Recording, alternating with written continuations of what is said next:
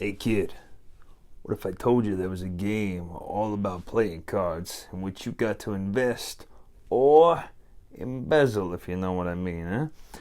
Maybe throw a little money off to the side, scoop it away for you. Hey, what's up? So, welcome to this review of a game called Forks, which I don't get. Maybe that's a term, it's probably from Mad Men or some other economic TV show serial. I don't know what that means. I don't remember it in American Psycho, but apparently it has to do with business acquisitions, right? The idea of the choice. Are you going to choose between embezzling or investing, which is basically what you're going to do. It's a card game with drafting and building a tableau, but a shared tableau, so it's almost kind of like reverse stock mechanic. But this game is called Forks, and let's take a look right now and see where that fork takes us. See this? There were no smiles with that. That was a lame joke. Apologize.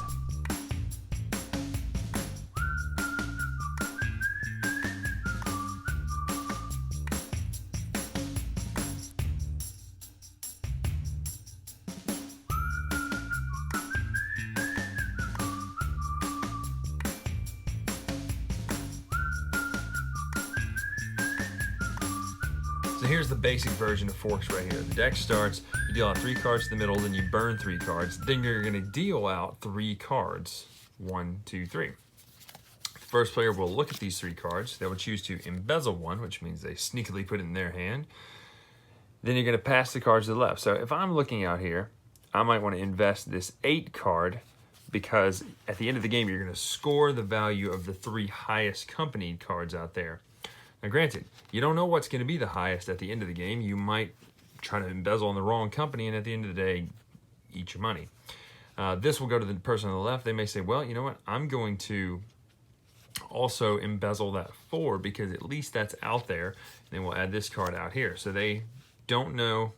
Well, the first player obviously knows what the second player has, but the second player doesn't know what the first player has. Play passes, deal out 3 cards again. And then this is going to rinse and repeat until you finish the deck. But I want to point out a couple things about scoring. When you score at the end of the game, you're going to take the companies, you're going to add them up, and you're going to look at which one has the three highest scores, and then the bottom 2 losers. What happens then is you reveal your hand of cards, and then you add up all the numbers. So let's just say we've embezzled quite a bit. You add up all the numbers of cards in your hand that are part of the winning side. You add up those pip numbers. So if I had, let's just say yellow was winning, I would have 9 and 3 and 8. So 12 and 8 is 20. But let's just say that the Oxame was a negative because it was in the lowest 2. It would be minus 7. So I might only have 12 at that point. Excuse me. 13 at that point. Brain just stopped working.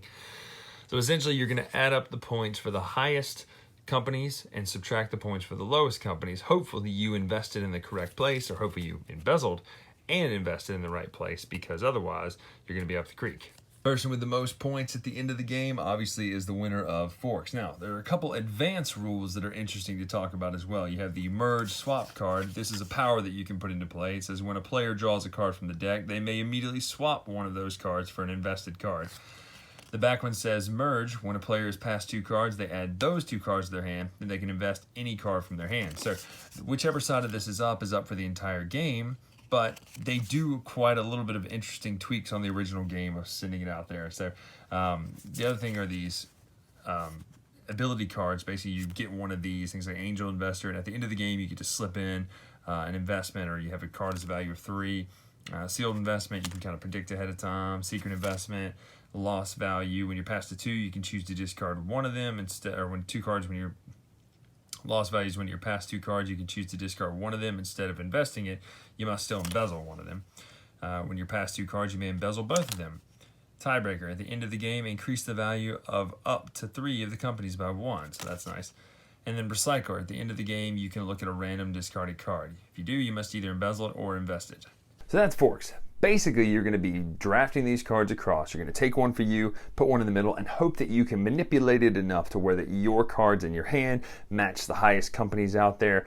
Although there are some things that really manipulate that, albeit in abilities cards and different kinds of, the merge swap card, right?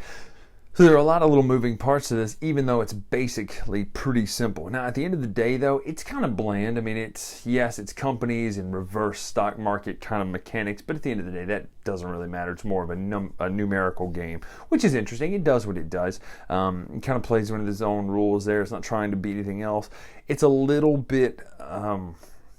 it's a little bit thinky the way you have to go, wait a minute, do I want to keep this card now, or do I pass it to them hoping that they'll put it in the middle, because I can see that they've been taking these cards. So you really do have to think about what your opponent's doing, which is nice, even though it doesn't really fit the theme. If you're an embezzler or you're someone who's insider trading on the stock market, it's not as important what your other company or your other investors are doing. It's more like, can I hide this money?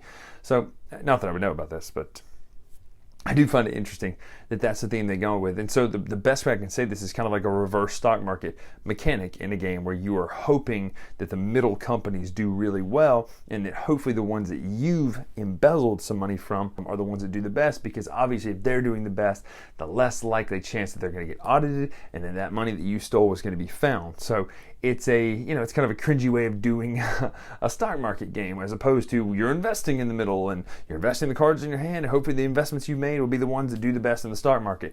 It's the same thing. You could have done the theme in a non-criminal way, but the criminal kind of thing makes it a little bit interesting. So that is Forks. I'm Brian Drake here on the Dice Tower. Oh, wait a minute, didn't tell you what I think. So that is Forks. Neat game, small package, does what it does. Is it the greatest card game of all time? Absolutely not. It does do some interesting things with the drafting and playing the stock market, but at the end of the day, this is a quick filler that you're going to play. I almost feel like the name is based on the fact that people play spoons. Man, I don't know. It is an interesting filler that you may or may not play that much. I like the things that it does when it comes to those stocks or those businesses, I should say. That's an interesting little push and pull, as opposed to just keeping your own. You're trying to build up, but a lot of games do this too. So is it unique? Not wholly. Is it the greatest card game of all time? No. Is it bad? No. It's probably a 5.5, 6. It's right in that range of this is okay. Yeah, we can play that between these games.